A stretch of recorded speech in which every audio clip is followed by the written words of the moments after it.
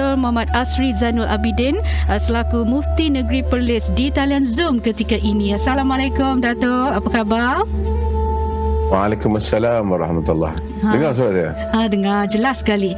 Baik Dato', Alhamdulillah. kita nak mulakan tazkirah dan juga mukaddimah mengenai musibah itu kifarah. Mungkin boleh kita jelaskan dahulu apa itu musibah, apa itu kifarah. Silakan Dato'. Alhamdulillah, salatu wassalamu ala rasulillah wa ba'd. Saya akan sebut hal ini dalam bahasa yang paling mudah untuk difahami oleh orang awam lah kan. Secara umumnya musibah dalam bahasa Arab ni apa yang ma'asabak, apa yang menimpa kita. Tu musibah tu dia timpa. Jadi sebab itu secara umumnya dari segi bahasa, musibah bermaksud segala kejadian atau perkara yang kita tidak suka yang menimpa diri kita, yang menyebabkan kita rasa sakit, kita rasa derita, kita rasa berat. Itu nama dia musibah. Kafarah ni pula dalam konteks yang kita nak cakap ni ialah maksudnya kafaratuz zunub, yakni benda yang memadamkan dosa tu kafarah. Sebab tu kita ada dalam hukum syarak ni kafarah sumpah, kafarah kepada zihar, kafarah masa haji.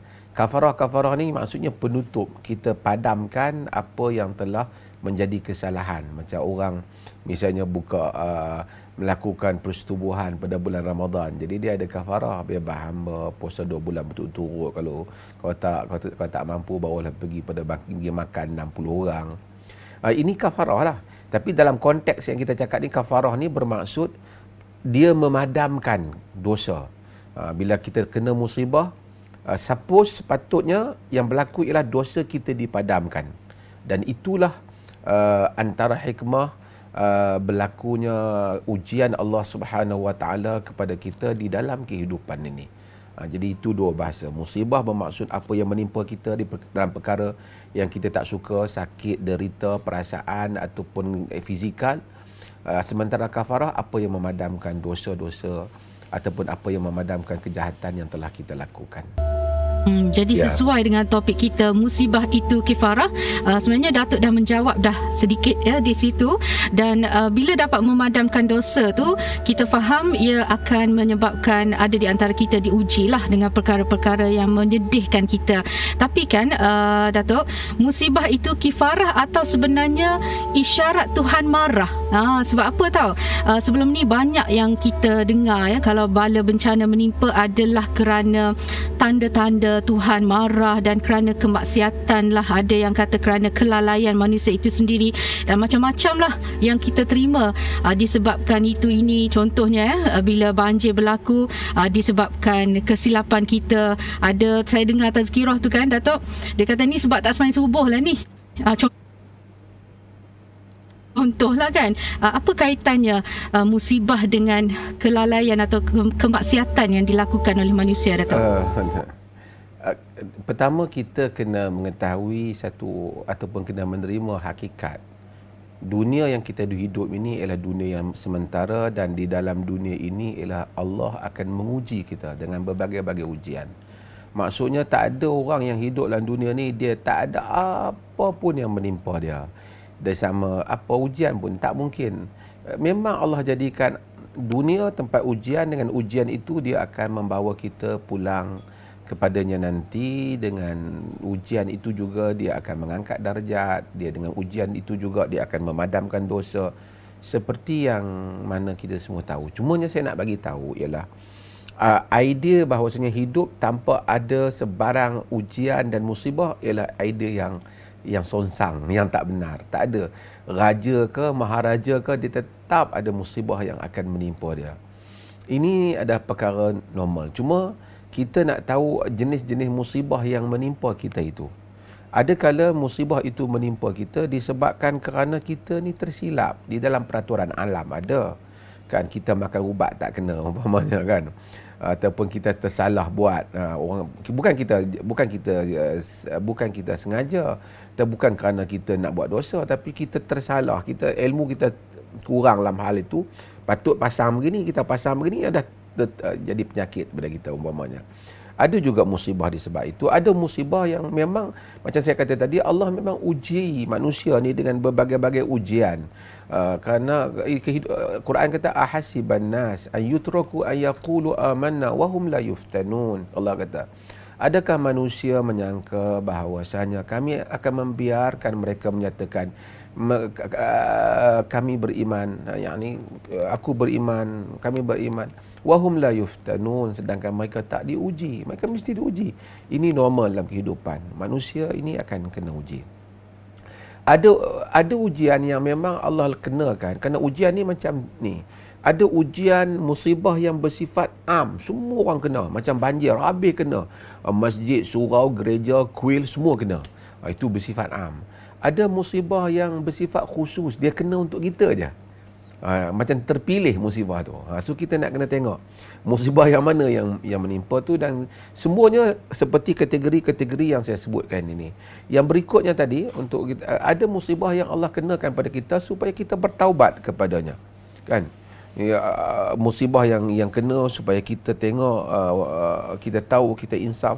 Wa ma asabakum min musibatin fa bima kasabat aydikum, Allah kata.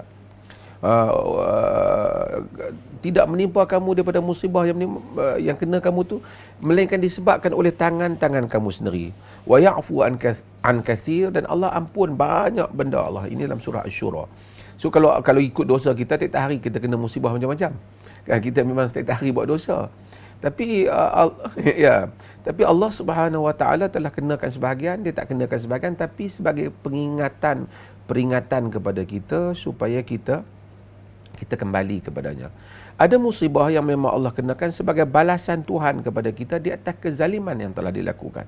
Yang kena pada Firaun, yang kena pada umat-umat yang terdahulu, yang kena juga pada umat-umat yang zalim, yang kena juga pada orang-orang yang zalim, orang yang terkena doa orang yang kena zalim, dia doa. Sebab tu Nabi kata ittaqu da'watal mazlum, takutlah kamu doa orang yang kena zalim. Maka orang tu kena padanya. Ada musibah yang kena kepada kita kerana kita bukan orang jahat, tapi kita ada dosa-dosa kita. Maka Allah berikan, mungkin kita lalai, Allah berikan kepada kita beberapa ujian supaya ujian itu mengampunkan dosa kita. Kita bukan tak kembali pada Allah, kembali dah. Yang tadi langsung tak kembali, taubat. Yang ni kita dah ada jalan Allah. Tapi adalah sebagai manusia ni di itu ini kekurangan kita, terlebih sikit, terlajak yang itu, terlajak yang ni. Allah kenakan sedikit daripada kesusahan pada kita ataupun benda yang menyebabkan Allah, mudah-mudahan Tuhan ampun aku di atas musibah yang kena kepada aku. Ni sebab tu perkataan musibah ni, Al-Quran gunakan perkataan musibah itu sendiri. Allah Subhanahu Wa Taala kata, wala nabluwannakum bi syai'in minal khawfi wal ju'i wa naqsin minal amwali wa anfusi was samarat wa basyiris sabirin alladhina idza asabathum musibatun qalu inna lillahi wa inna ilaihi raji'un. Kami akan kenakan wala nabluwannakum bi syai'in minal khawfi wal ju'.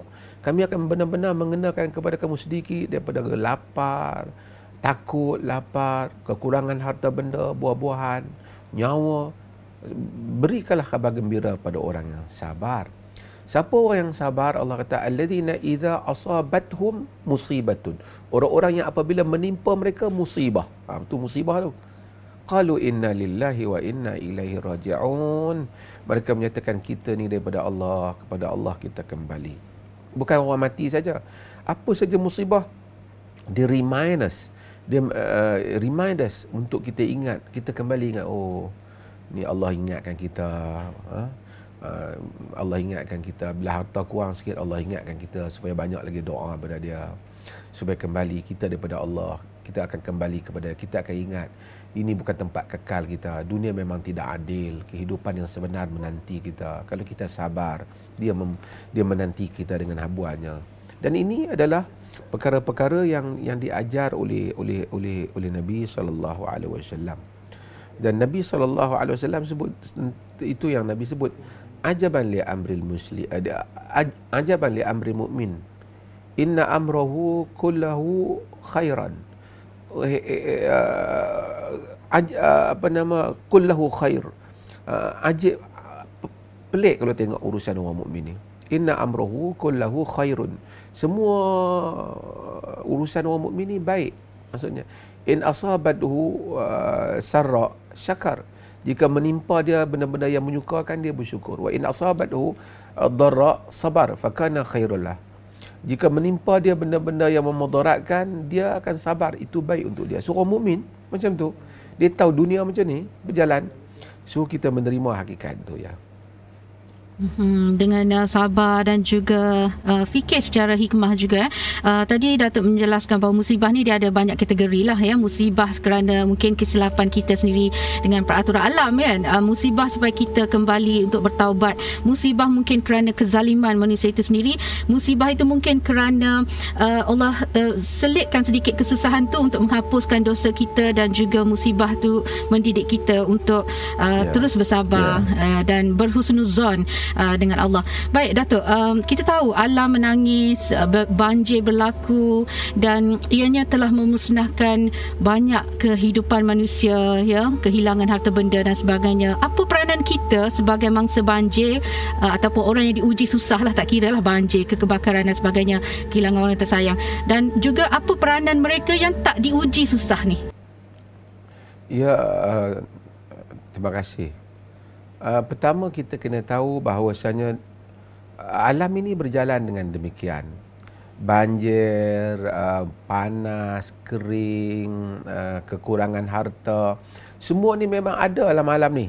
Pada zaman Sayyidina Umar pun ada tahun yang Ramadah, tahun kelaparan, makanan tak cukup. Banjir pernah berlaku di Kaabah pun, banjir pernah berlaku, Masjidil Haram banjir pernah berlaku. So alam memang begitu. Cumanya kita ada dua keadaan. Satu, ia berlaku disebabkan fenomena alam. Sama ada kita kacau alam tu, tak kacau alam tu, memang macam itulah alam tu. Tapi satu lagi berlaku disebabkan kerana tangan-tangan kita. Suppose tak macam tu, tapi kita yang menyebabkan hal itu berlaku. Itu yang Allah sebut, zaharal fasadu fil barri wal bahri bima kasabat aydin nas liyudhiqahum ba'dalladhi amilu la'allahum yarja'un. Telah zahirlah kerosakan di daratan, di lautan disebabkan apa yang dibuat oleh tangan-tangan manusia. Untuk Allah merasakan kepada mereka sebahagian yang apa yang mereka lakukan. Mudah-mudahan mereka kembali pada Allah.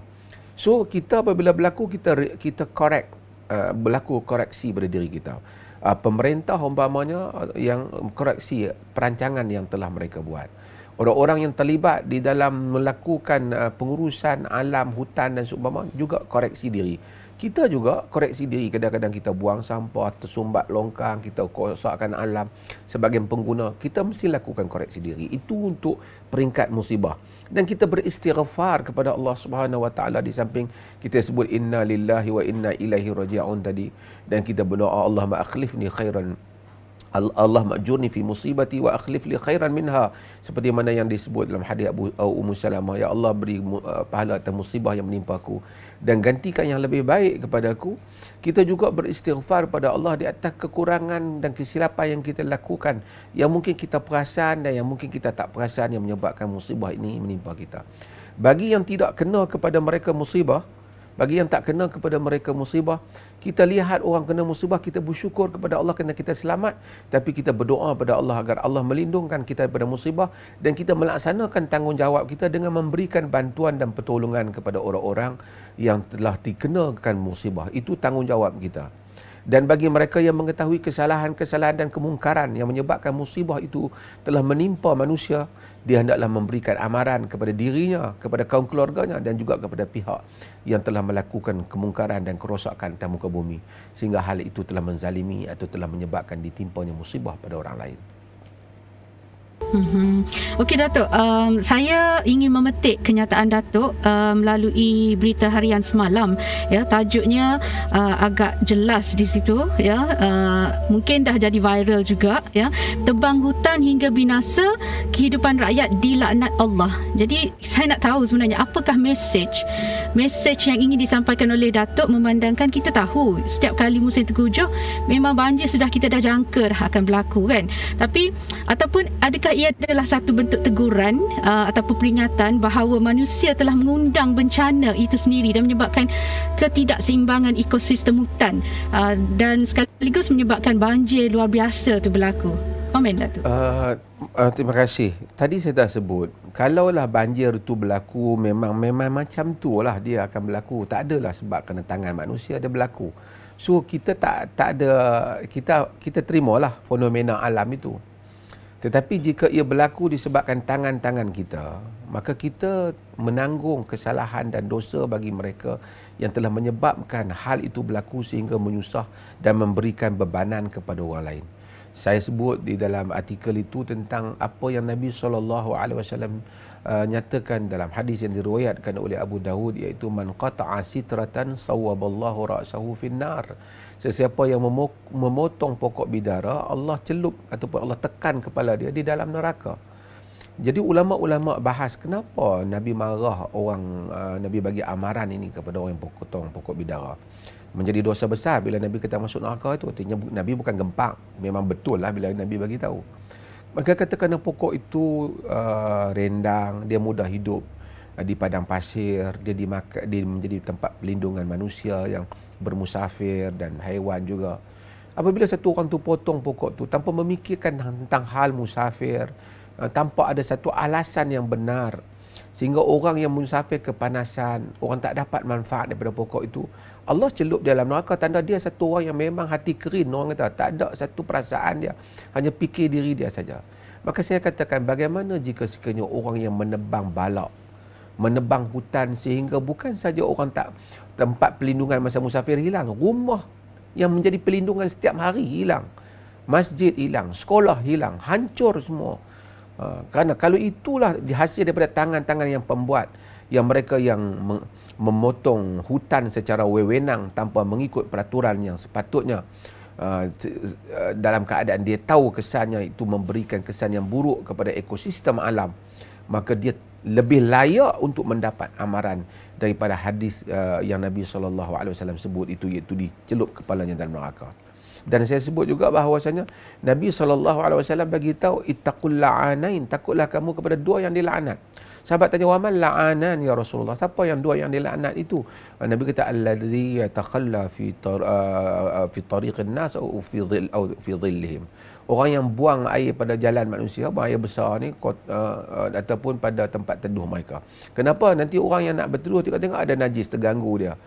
Orang berjalan terganggu dia kerana dia buang najis tak ikut peraturan.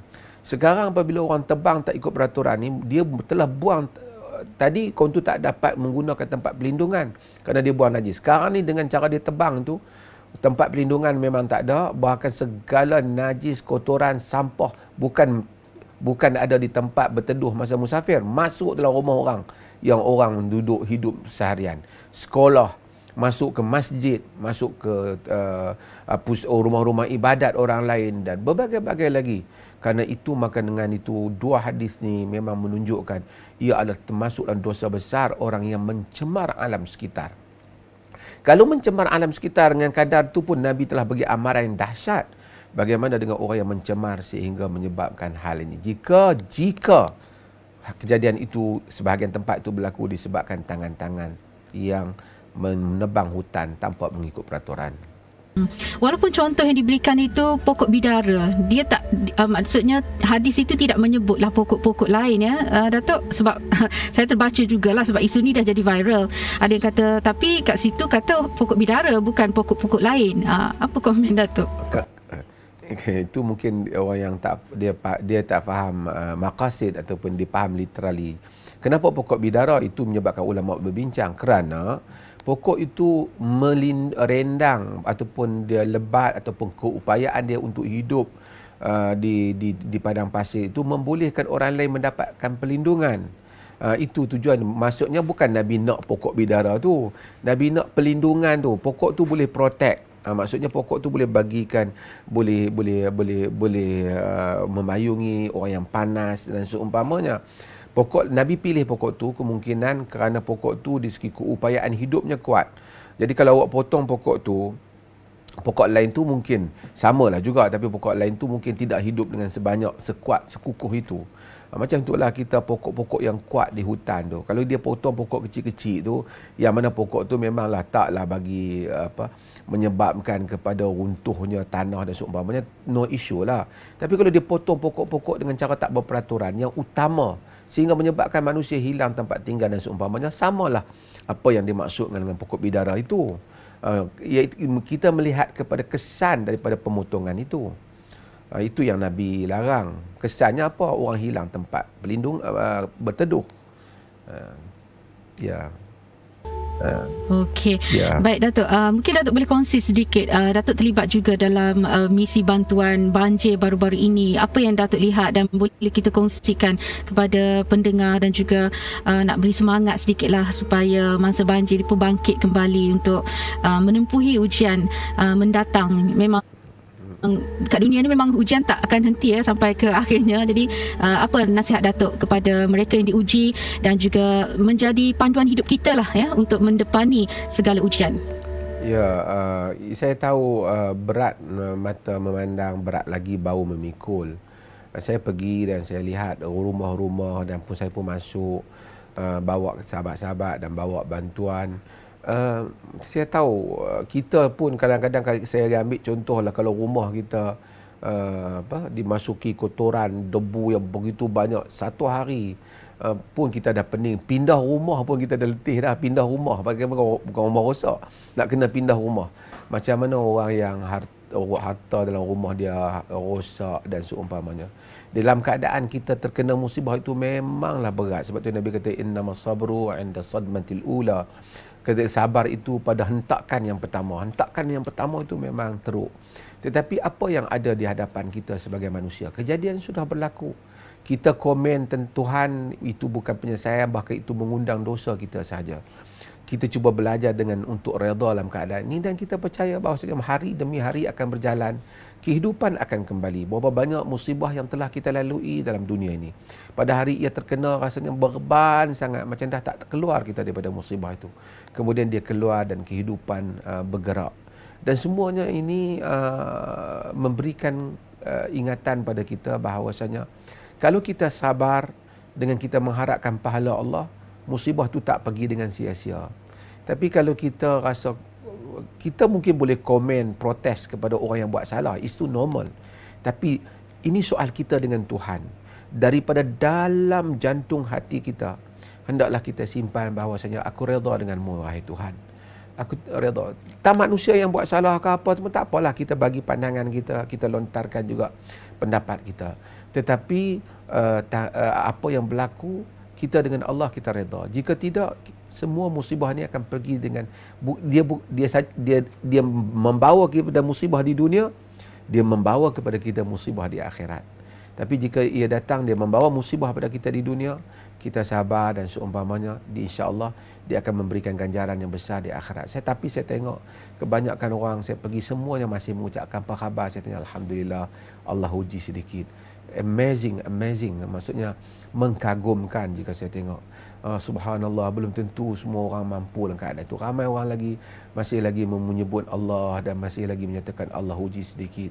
Walaupun dia mencari penyelesaiannya, tetapi saya rasa Allah sayang kepada mereka. Saya percaya hal-hal yang seperti ini menyebabkan ramai orang pada musibah ni Allah angkat darjatnya di sisi Allah Azza wa Jalla, melebihi orang yang tak kena musibah. Kita tak minta kena musibah, tapi Allah mengangkat darjat mereka, mudah-mudahan insya-Allah.